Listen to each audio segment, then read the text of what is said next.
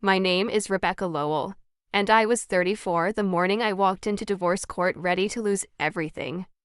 My husband wanted the house, he wanted my company, he wanted both of our kids, and he wanted the whole town to watch him take them. His mother had spent 2 months telling our church that I was cold, that I was greedy, that I had driven a good man out of his own home. Most of them believed her. I had stopped trying to correct anyone. Then, just before the doors opened, my mom leaned close and whispered 2 words that froze me in the hallway. 3 months after I signed everything away, every Mercer in that courtroom wished they had read what they fought so hard to win. Welcome back to Calm Drama Stories, where we tell quiet stories about ordinary women who keep their dignity when the people closest to them decide to turn. No shouting, no revenge plots. Just women who know exactly what they're worth, even when nobody else does. If that's the kind of story you came for, drop a comment below and be sure to subscribe, because this one took me years to be ready to tell. I built my business on a folding card table in our garage. 12 years ago, before Grant, before the kids, I had 1 client and a secondhand calculator with a sticky 7 key. I did books for a feed store, then a diner, then a dentist, and one by one the small businesses of Marysville, Ohio handed me their shoeboxes of receipts and their quiet panic about the IRS. By the time I was 30, Lowell Bookkeeping had a real office downtown, 2 desks, and my name on the glass door. I kept the original brass key on my ring, worn smooth from a decade of opening up at 6 in the morning. People in town thought they knew exactly how much I was worth. They were wrong in both directions. They saw the office, the steady clients, my late father's reputation, and they decided I was sitting on money. What they didn't see was how thin the margins really were, or how much of my time went to fixing other people's mistakes for free, because I couldn't stand to watch a family lose a business over a math error. That was my whole life, really. I was the one people leaned on. The accountant who caught the fraud before the bank did. The friend who quietly covered a payroll gap. The wife who balanced a household and a company, and never once asked anyone to balance her. I was good at carrying weight. I was so good at it that nobody, including me, ever stopped to ask what it cost. I told myself that was strength. It took a courtroom and a cheating husband to show me it was also the thing they would use against me. Grant Mercer was charming the way a salesman is charming, which is to say, he could make you feel like the most important person in the room, and then forget your name by the parking lot. I married him at 24. He sold industrial equipment across 3 counties, and for a long time, we were good. Or good enough. The trouble started 3 years before the divorce, when a side venture of his collapsed.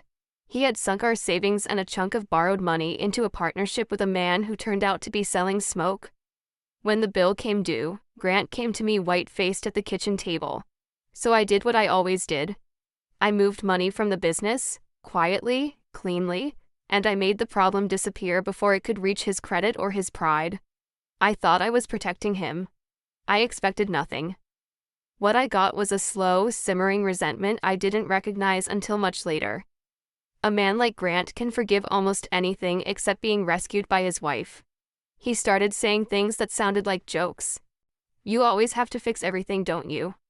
Must be nice, being the smart one? I'd laugh it off and reach for his hand. He had decided, somewhere in that humiliation, that my competence was a kind of control, that every spreadsheet was a leash. He never said thank you for the rescue. He just started keeping score.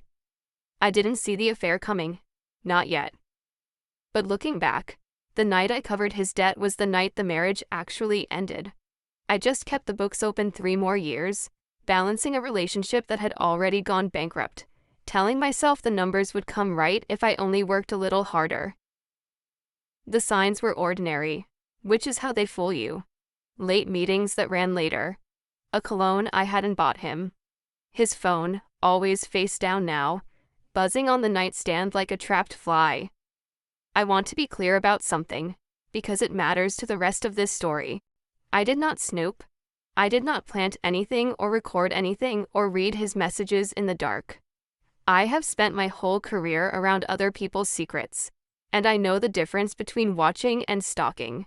So I just noticed. The way you notice a leak by the stain on the ceiling long before you find the pipe. Vivian Brandt was the one who kept turning up.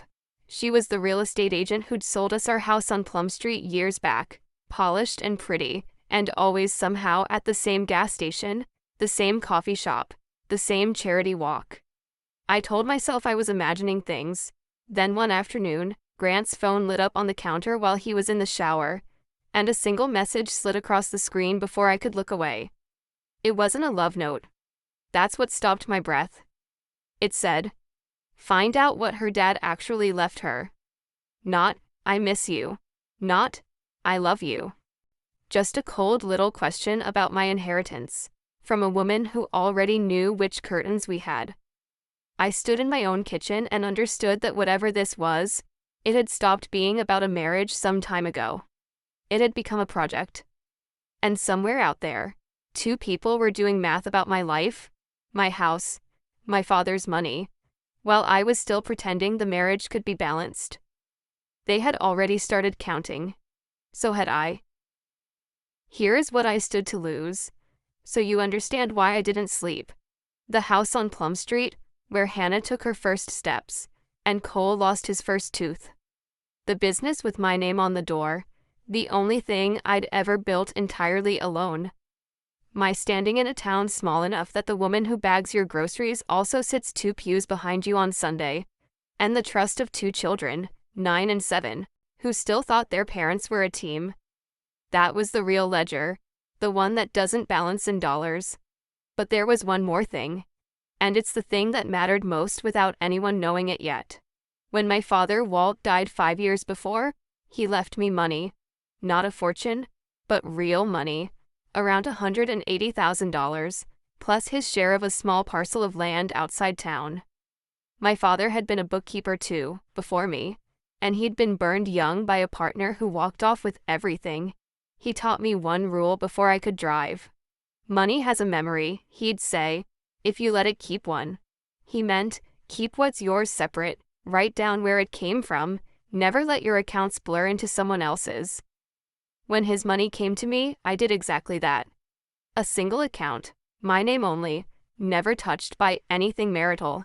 Every deposit documented in the same green ledger he'd handed me at 16, his blocky handwriting still in the margins. Separate, one column red, in his hand, keep traceable. I had followed that one rule my whole life without ever needing it. I didn't yet know it was about to become the only wall standing between me and losing everything else. Grant didn't tell me he was leaving. He had his lawyer tell me. The papers arrived on a Tuesday, hand-delivered to my office downtown so the whole street could watch the process server walk in. I read them at my desk with the door closed. He wasn't just asking for a divorce.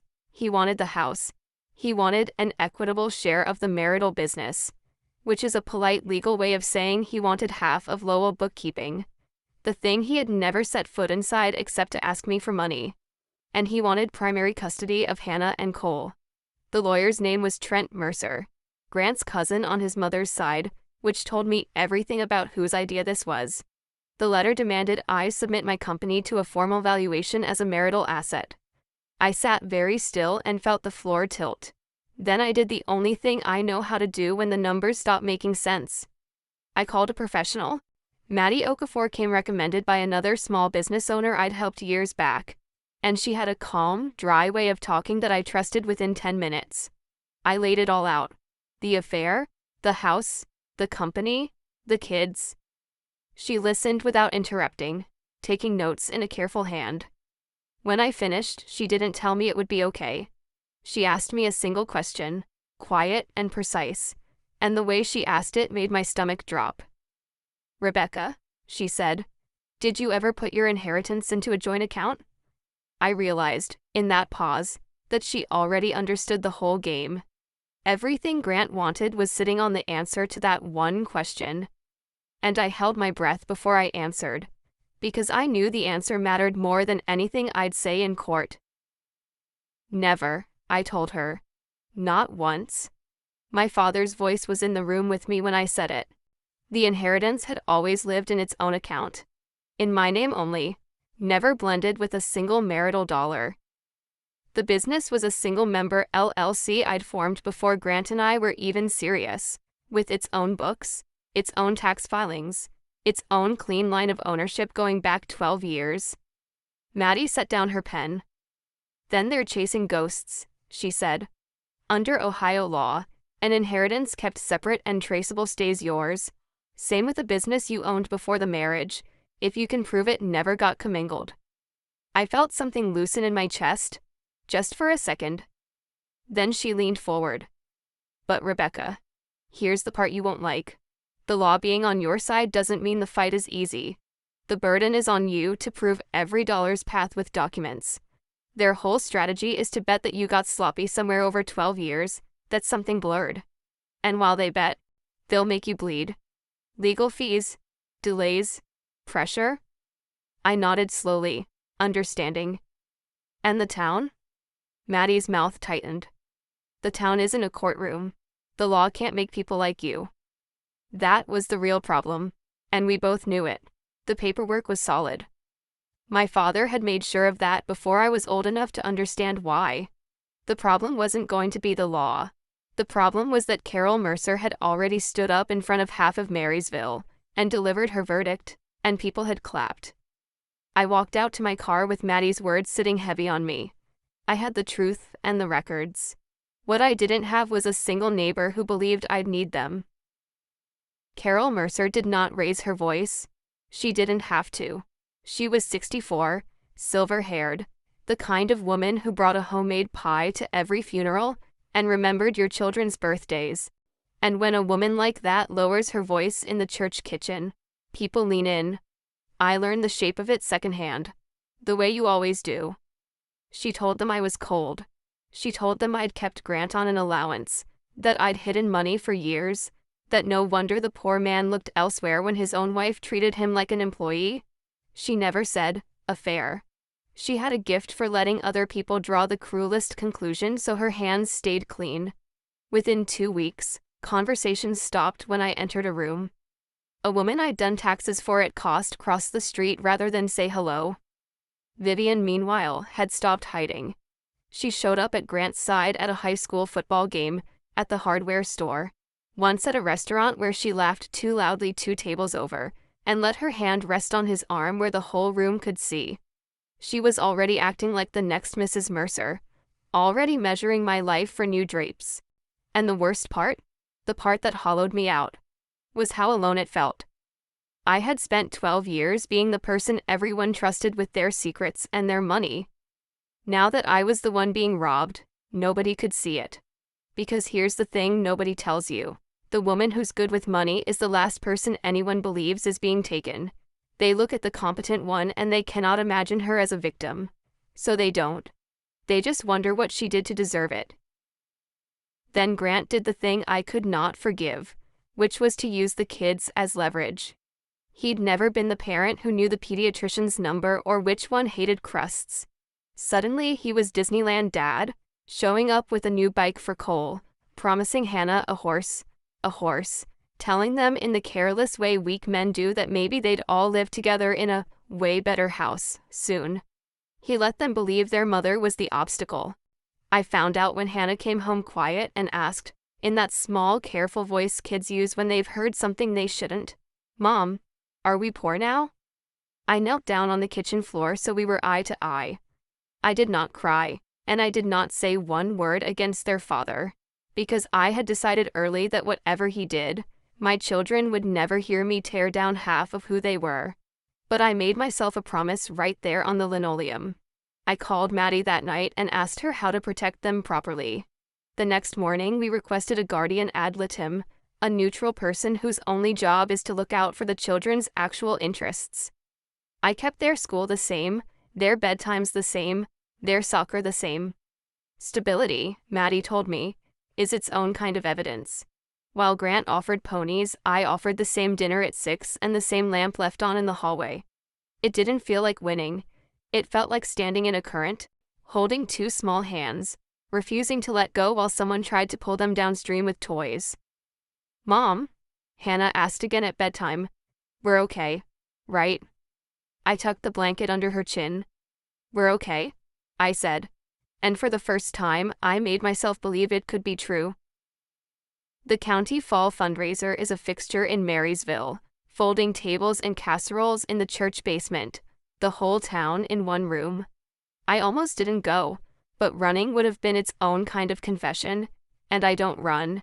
I wore a plain navy dress and I held my paper plate and I made small talk. And I felt the eyes the whole time, that prickle on the back of the neck that tells you you're being discussed in the third person while standing right there. Carol held court at the center table with Grant beside her and Vivian, brazenly, 2 seats down. I was getting coffee when Carol's voice carried across the room, pitched just loud enough, sweet as the pie in front of her.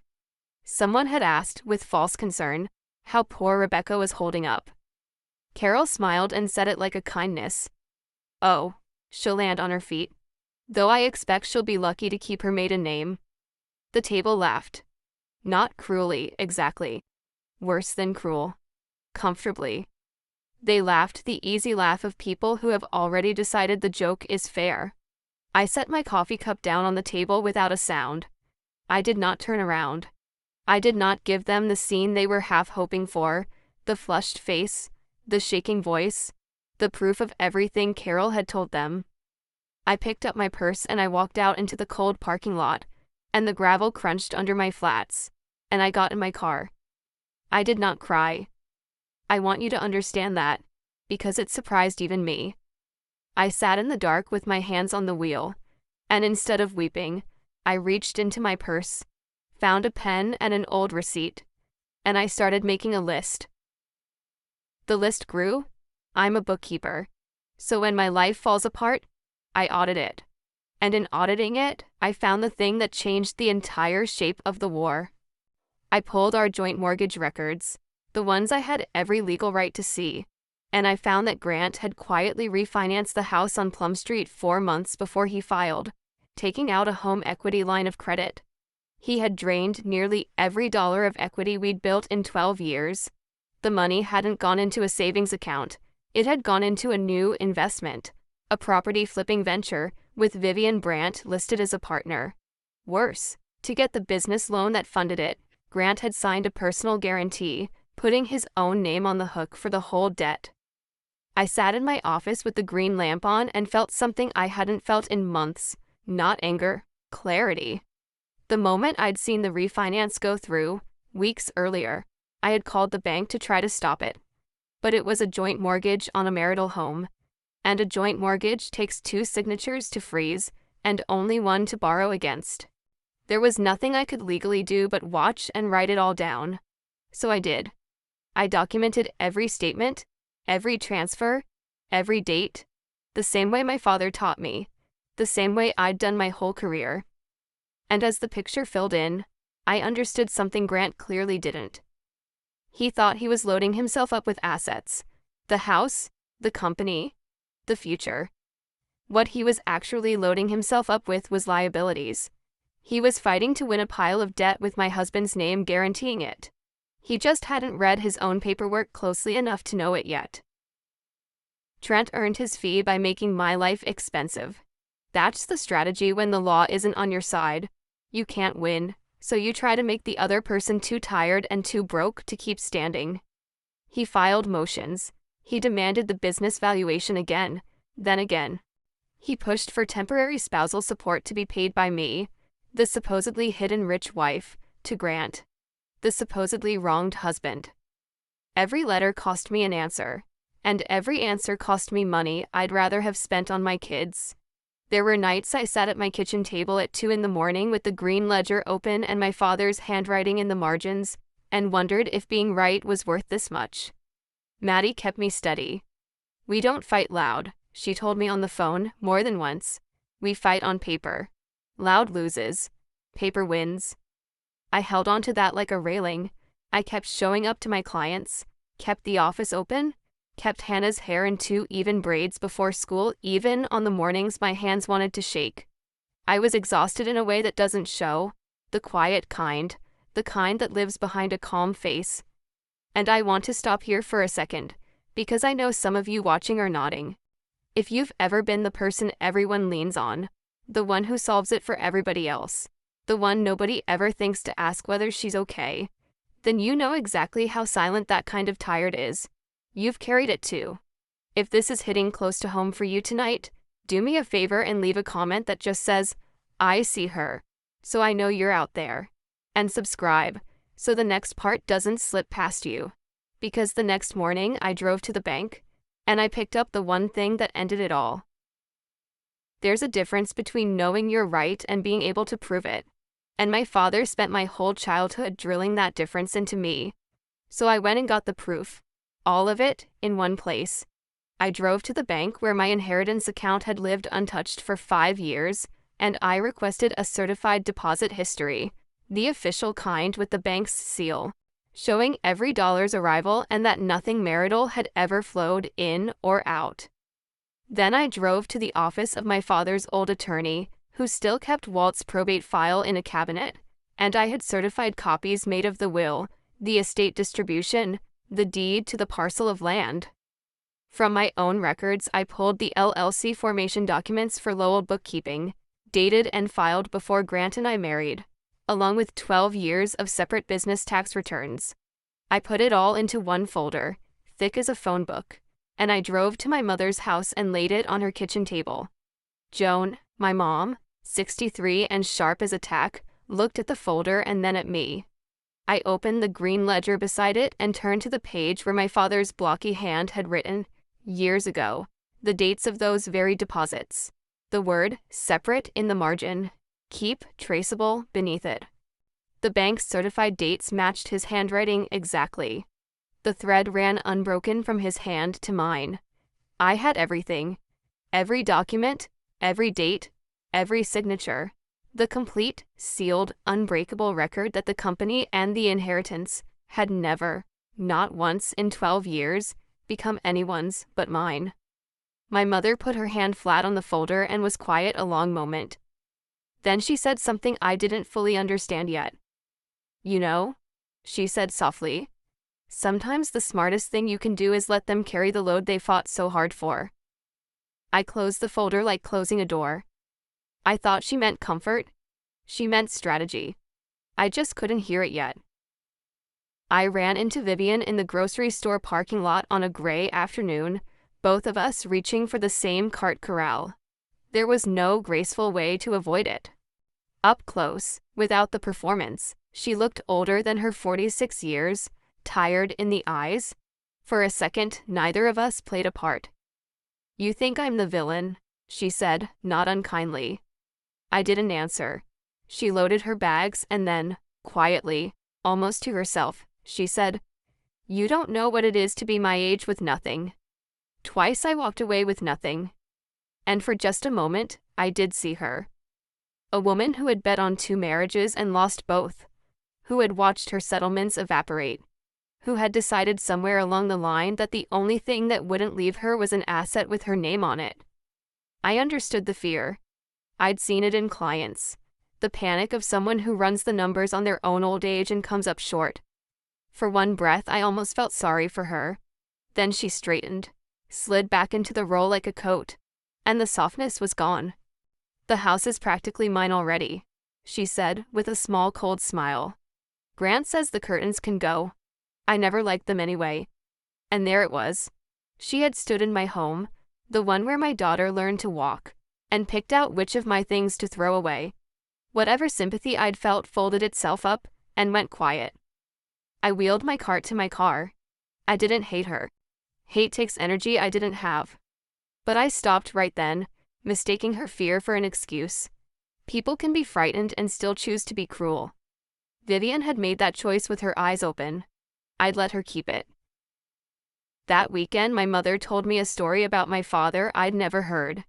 We were doing dishes at her sink, the kids asleep in the next room, and she handed me a plate to dry and said, "Your dad didn't always keep such careful books, you know. When Walt was young, before me, he'd gone into business with a friend he trusted like a brother. They shook hands instead of signing things. They ran the money together in one account because that's what trust looked like to him then. And the friend cleaned him out, took the lot. And there was nothing on paper to prove what was whose. He didn't lose the money so much as he lost the proof. My mother said. Took him years to come back from it. And after that, he wrote everything down. Everything. That was where the green ledger came from. That was where money has a memory came from. It wasn't a quirk. It was a scar. My father had taught me to keep my world separate and documented, not because he was fussy, but because he had once lost everything to a handshake, and he was determined I never would. I dried the plate slowly. All those years I'd thought the rule was about being organized. It was about being protected. My mother dried her hands on the towel and looked at me with my father's same level gaze. Your father used to say something at the card table, she said. He'd say the loudest person sitting there usually owns the least. I laughed. A real laugh. The first in weeks. Because I had just spent 2 months being outshouted by people who were betting everything they had, and I was beginning to suspect my father had been right about them too. Maddie laid the whole board out for me a week before the hearing, the way you'd explain a chessboard to someone who only ever played to survive. Here's where we are, she said. Their case has 3 legs. They want the company called marital. They want your inheritance called commingled. And they want the house and assets divided as marital property, which they actually are. She tapped each finger. 2 of those legs, we kick out from under them. The company is separate, the inheritance is traceable, and your documents are airtight. But the house and the cars and the furniture, those are marital. And Grant has every legal right to fight for his share. I nodded. So we fight for the house. Maddie tilted her head, watching me. We can. It's a fight we could even win. I sat with that. Then I asked the question that had been forming since I'd pulled those mortgage records. Maddie, I said slowly, what is the house actually worth right now? After the refinance? After the line of credit he drained? After the loan he personally guaranteed against it? She went very quiet. She pulled out the appraisal and the payoff figures and ran the numbers in front of me, and I watched her face change as the total landed. The equity in the house on Plum Street was gone. Not low. Gone, and then some, once you counted the debt strapped to it. The marital assets Grant was fighting so hard to take were worth less than nothing. I leaned back in the chair. Somewhere in the back of my mind, my mother's voice said it again. Let them carry the load they fought for. And for the first time, I understood exactly what she'd meant. The prize they wanted wasn't a prize. It was a trap, and they had built it themselves. I made Maddie walk me through it 3 times because it sounded too good, and I am a woman who distrusts numbers that sound too good. But it held. The house on Plum Street, after Grant's refinance and the home equity line he'd drained into Vivian's flipping scheme, carried more debt than it was worth. Whoever won the house would inherit the mortgage, the line of credit, and the obligations attached to it. And the company? Oh, the company. Grant wanted half of Lowell Bookkeeping valued as a business, but Maddie pointed out the thing his cousin Trent had never grasped. A bookkeeping practice isn't a building or a brand, she said. It's you. The clients stay because they trust Rebecca Lowell. Take you out of it, and what's left to value? A lease, and some filing cabinets. Even if a judge somehow called the company marital, which the documents made nearly impossible, half of it without me running it was worth almost nothing. The clients would follow me out the door the same week. I sat in that small office and felt the whole architecture of their plan reveal itself, beam by beam. They had spent months and legal fees, and an entire town's goodwill fighting to take 3 things from me. The house, which was a sinkhole of debt. The company, which was worthless without the woman they were trying to take it from. And the children, which a guardian ad litem was already noting they barely knew. Everything Grant was fighting to win was, dollar for dollar, everything that would sink him. He had aimed every weapon he owned directly at his own foot. And the most remarkable part, the part I keep coming back to even now, is that I hadn't laid a single trap. They'd done all of it to themselves. I'd only kept the receipts. It would be a nice story if the truth had set me free right then. It didn't. The town didn't know any of what I knew, And the gossip reached its high watermark in those last weeks. Carol's version had hardened into fact through sheer repetition. I was the cold wife who'd hoarded money and pushed a good man out. I heard, third hand, that she'd repeated her little line about my maiden name at a women's circle, to laughter. A friend I'd known since high school, a woman whose failing bakery I had personally kept solvent for 2 years, stopped returning my calls. That one I felt in my teeth. I could have fought back. I could have walked into that church basement with the certified mortgage records and the personal guarantee and shown them all exactly who was about to lose everything. Maddie advised against it, and I agreed. Save the truth for the room where it counts, she said. A courtroom, not a coffee klatch. You explain yourself to gossip, you've already lost. So I stayed quiet. I let them think what they thought. Silence, when you choose it on purpose, is a different thing than silence forced on you. But it nearly broke when Hannah came home from school one day, climbed onto the couch, and told me, very seriously, that a girl in her class said we were going to lose our house and have to live in our car. I held her. I did not promise her the house, because I knew by then we'd be giving it up. Instead, I knelt down and made her a different promise, a specific one, looking right in her eyes. We will always have a home, I said. I built one once with nothing. I can do it again. She believed me. Now I had to make it true. The week before the hearing, Maddie and I built the file the way you'd build a wall, brick by brick, every brick certified. The deposit history with the bank's seal, the probate documents, the LLC formation papers, dated and filed before the marriage, 12 years of separate tax returns, the mortgage records and the refinance, the home equity line, and Grant's personal guarantee on the business loan, all of it pulled from public and joint records I had every right to. Not one piece of it was a secret recording or a stolen text or a diary I'd kept in the dark. Every single document was institutional, official, the kind a clerk stamps and a judge respects. My father's whole philosophy, stacked in one folder. The day before, Maddie let me sit in the empty courtroom for a few minutes, just to take the strangeness out of it. The room was cold, the old radiator along the wall clanking and hissing like something alive, the wooden benches hard and chilly under my hands. My heart was going faster than I wanted it to. I sat and listened to that radiator clank and made myself breathe. Then Maddie told me the plan, the real plan, the one my mother had seen before either of us. When they ask for the house, she said, don't argue. When they ask for the marital assets, let them have them.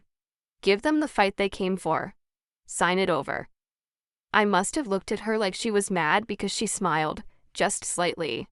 Trust me, Rebecca. The worst thing we can do to these people is let them win exactly what they asked for. I looked at the cold, empty judge's bench and felt, for the first time, something close to calm. I finally understood my mother's 2 words. I just hadn't heard her say them yet. They made one last play before the hearing, and it told me everything about what they were really after. Trent reached out with a settlement offer, presented as generosity. If I would simply sign over my interest in the business to be divided, they'd go easy on the spousal support, maybe even let me keep the smaller car. It was dressed up as a kindness. It was a trap with a bow on it. Because the company was already mine, free and clear, separate property the law would protect.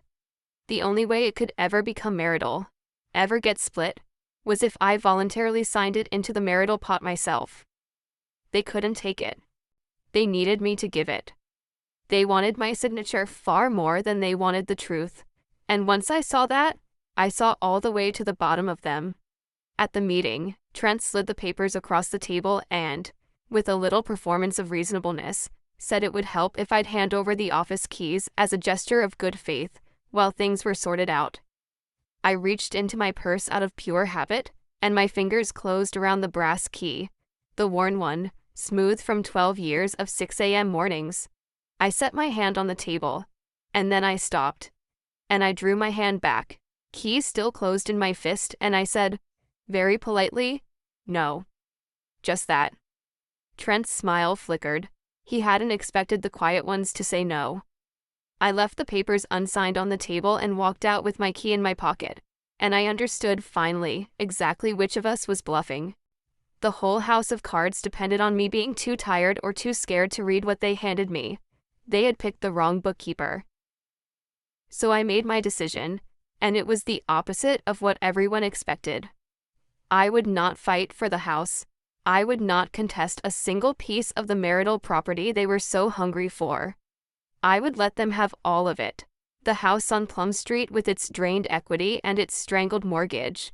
The furniture, the cars, the whole shining pile of debt with a bow on it. What I would not do, ever, was sign away the company or pretend my inheritance was anything other than what the records proved.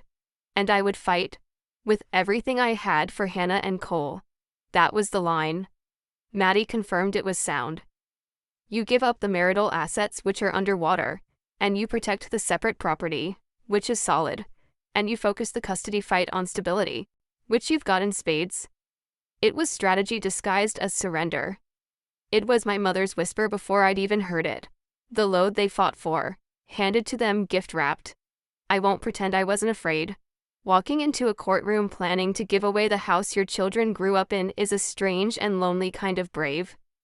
The night before, I sat at my mother's kitchen table, not my own anymore, with the green ledger open to my father's handwriting, and I read those two words again. Separate, traceable. My whole defense, written by a dead man who'd been burned once and swore his daughter never would be. I was about to walk into that room and hand the Mercers their prize, smiling, while they laughed. And the only person on earth besides Maddie who understood why I was smiling was the woman who'd raised me. Tomorrow, she would lean over and say it out loud, and I would finally be ready to hear it. I didn't sleep much the night before the hearing. I lay in the spare room at my mother's house, the kids breathing softly down the hall, and I rehearsed staying calm. That was the whole job, Maddie had told me, not to win the argument, to let them win the argument and lose the war. I practiced the flat, polite voice I'd use, the one that gives an opponent nothing to grab. Around 3 a.m, I gave up on sleep and went to the kitchen and opened the green ledger one more time. My father's handwriting steadied me the way it always had, the careful columns, the dates, the single words separate standing guard over 5 years of an account nobody had been able to touch. I ran my thumb over the brass office key on my ring. I thought about Hannah on the couch, asking if we'd live in a car, and the promise I'd made her.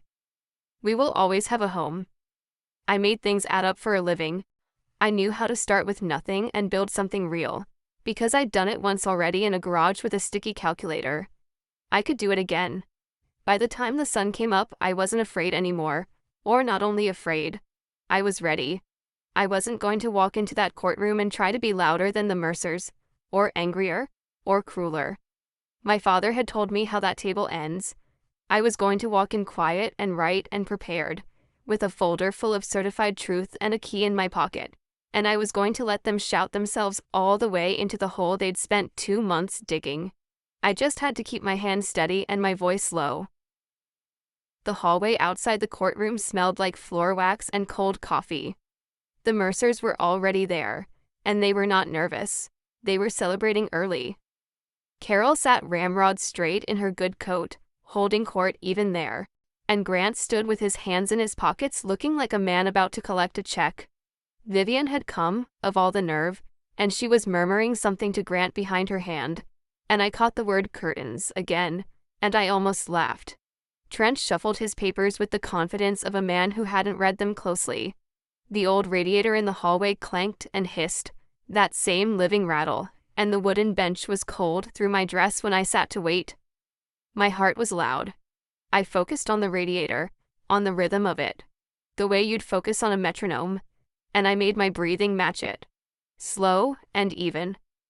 My mother sat beside me. She took my hand. Her fingers were warm and dry and steady, and she leaned close. So close her breath stirred my hair, and she whispered the 2 words that had frozen me in this same hallway, the ones I'd been circling for weeks without understanding. Give her everything. That was it. Just that. Give Vivian. Give Carol. Give Grant. give the whole laughing lot of them everything they'd come to take. And in that second, with my mother's warm hand around mine, and my father's ledger packed in the folder on my lap, and the radiator clanking like a heartbeat, I finally understood her completely. She wasn't telling me to lose. She was telling me to let them win the exact thing that would ruin them. The doors opened. A bailiff called the case. I stood, smoothed my navy dress, and walked in to do precisely what my mother said. I gave them everything. That was the first move, and it landed like a gift, exactly as Maddie had promised.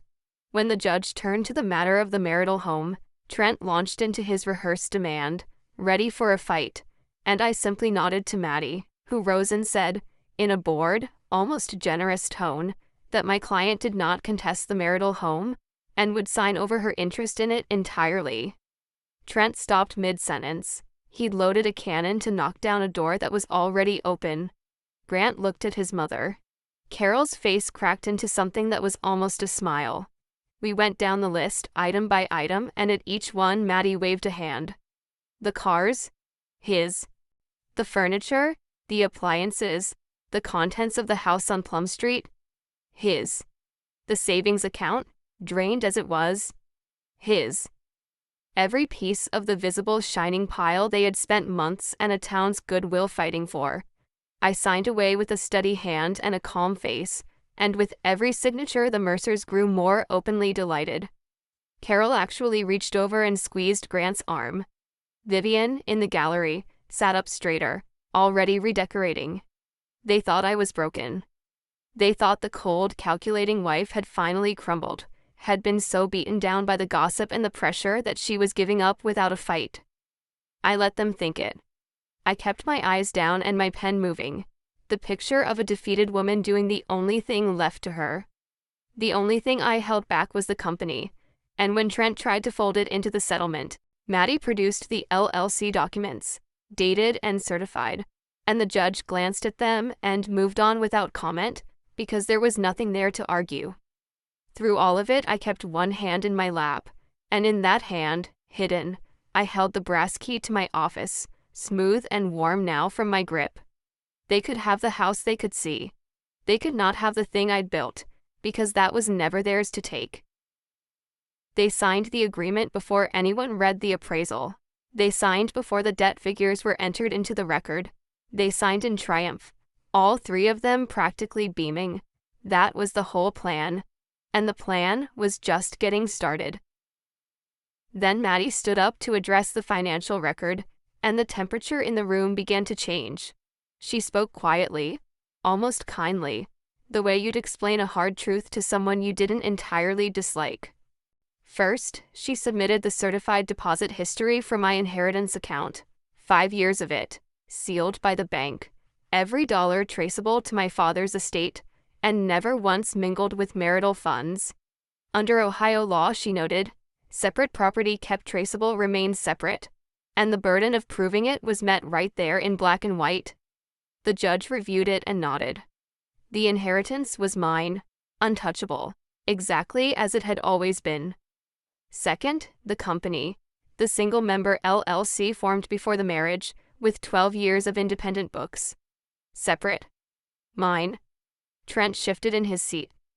Then Maddie turned to the marital home, the one the Mercers had just so eagerly accepted, and she entered into the record the refinance documents, the home equity line of credit Grant had drained months before filing, and the appraisal showing the property's current value.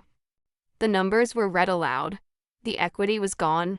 And then, the last document, the one that did it. The personal guarantee Grant had signed on the business loan funding Vivian's flipping venture, securing the debt against himself, and against the very house he had just been awarded. Maddie set it down and folded her hands. "Your Honor," she said, "my client has agreed to assume the marital home and all associated obligations. We have no objection." The silence in that room was total. I watched it move across their faces like a shadow crossing a field. Trent grabbed the appraisal and read it, and his confident expression collapsed inward. Grant leaned over his shoulder, and I watched the color leave his face as he understood, finally, that the house he'd fought for was an anchor, that the debt he'd hidden so cleverly was now his alone, secured by his own signature, attached to a property worth less than what was owed on it. He had won every single thing he asked for. He had won a mountain of debt with his own name guaranteeing it. I sat with my hands folded and my voice unused, because I had not needed to say a word. My mother's 2 words were already doing all the talking. Give her everything. They had taken it, eagerly, gratefully, on the record, before they read what was attached. The judge looked over the top of his glasses at the Mercer side of the room, and then, into that perfect silence, my mother-in-law started to shout. Carol came apart in a way I had never once seen in 64 composed, pie-baking, pew-sitting years. She was on her feet before the judge could finish a sentence, her sweet church voice gone, replaced by something raw and ugly. She turned on Trent first, demanding to know how he'd let this happen, why he hadn't seen it, what she was paying him for. Trent stammered something about disclosure and timelines, gathering papers that wouldn't gather. Then she turned on Grant, her own son, and the things she said to him were worse than anything she'd ever whispered about me. Because they were true, and they were cruel, and they were in front of everyone. He'd been careless. He'd been led around by that woman. He'd cost the family the house, and saddled himself with a debt no Mercer could carry. Grant, for his part, spun toward the gallery looking for Vivian, the partner whose venture had eaten the equity, the woman who told him the house would be theirs. And Vivian was already on her feet, already moving toward the doors, her face shut like a bank after closing. The judge banged his gavel and called for order, and the bailiff stepped forward, and the whole Mercer side of the room dissolved into the kind of public scene Carol had spent 2 months accusing me of being capable of. I sat perfectly still through all of it. I did not gloat. I did not raise my voice, not once, because there was nothing left to say that the documents hadn't already said better. When the room finally quieted, the judge moved to the matter of the children. The guardian ad litem's report was plain. Through every month of this, one parent had kept the kids' lives steady, their school the same, their routines unbroken, while the other had offered ponies and lived increasingly out of a suitcase with a woman the children had met twice. Custody went to me, primary and clear, with a standard visitation schedule for Grant. I felt my chest unlock, quietly, the way a held breath finally lets go. Hannah and Cole were mine to keep safe. I'd promised her a home, and now I could build one. I had said almost nothing in that courtroom. I hadn't needed to. Everything that mattered I'd said years ago, in a green ledger at a kitchen table, in my father's careful hand. The loudest people at the table, it turned out, had owned the least all along. Vivian didn't make it to the parking lot before it ended. I saw it through the hallway windows as I gathered my things, that worn old radiator still clanking beside me. She'd cornered Grant just outside, and whatever he was saying, she wasn't staying to hear it. The house she'd helped him fight for was an underwater debt now, and a man tied to a guaranteed loan he couldn't pay was not the asset she'd come for.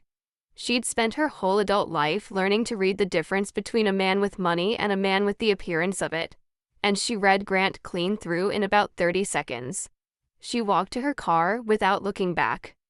Her great fear, the one she'd named to me in a parking lot, the terror of reaching her age with nothing, had just become her own doing, chosen with her eyes open, exactly as I'd suspected it would. Then Carol found me in the hallway. The composure was back, hastily reassembled, the church voice trying to return. She wanted to talk. She wondered, in that reasonable tone, whether we might revisit some of this, whether I'd really want the house and its troubles, whether we couldn't come to a family arrangement. I looked at the woman who had stood in a church basement and told a whole town I'd be lucky to keep my maiden name. I reached into my pocket and closed my hand around the brass key one more time, and I felt finally completely calm. "No, Carol," I said gently, the way you'd correct a child. "I'm keeping what I built. You can keep what you fought for." Then I picked up my folder, took my mother's arm, and walked toward the doors, the radiator clanking behind us like applause. My mother was waiting at the top of the courthouse steps, in the thin gold light of a cold afternoon. We didn't cheer. We didn't hug and weep the way they do in movies. That isn't who we are. She just looked at me, and I looked at her, and she gave one small nod, the kind that says everything a whole speech couldn't. I thought about my father, and the handshake that had cleaned him out, and the ledger he'd kept every day after as a kind of prayer, that his daughter would never know that particular flavor of loss. I'd kept his rule my whole life without needing it. Today, it had stood between me and ruin like a wall he'd built 50 years before I ever needed shelter behind it. Behind us, faintly, I could still hear the Mercers arguing in the marble hallway, the sound thinning as the doors swung shut. Ahead of us, 2 kids waited at my mother's house with a hallway lamp left on. I took the first step down and then the next. I had walked into that courthouse ready to lose everything.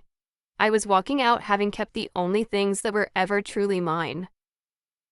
The rest came the way real consequences come, slowly and then all at once. Within 8 months, Grant couldn't carry the house on Plum Street and the loan strapped to it. The bank started the paperwork, and the home where my children took their first steps went up for a short sale, sold to strangers for less than the debt against it. The personal guarantee he'd signed followed him out the door, and into his credit and his future. A number that would shadow him for years. Vivian had already gone. On to whatever came next. The venture folded. The partnership dissolved. And Carol, who had run her quiet campaign through the church kitchen and the women's circle, found that small towns have long memories and a sharp sense for who was actually in the wrong once the dust settles. The casserole slowed. The pew beside her emptied a little. People are not stupid forever. As for me, I kept the office with my name on the glass door.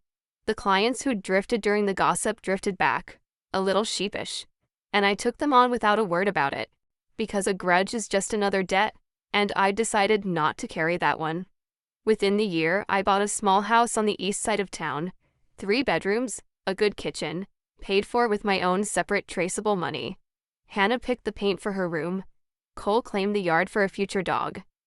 I left a lamp on in the hallway every night, the way I always had, and for the first time in a long time, the home it lit was entirely, unmistakably ours. People in town still ask me about it sometimes, carefully, the way you ask about a wound you're not sure has healed.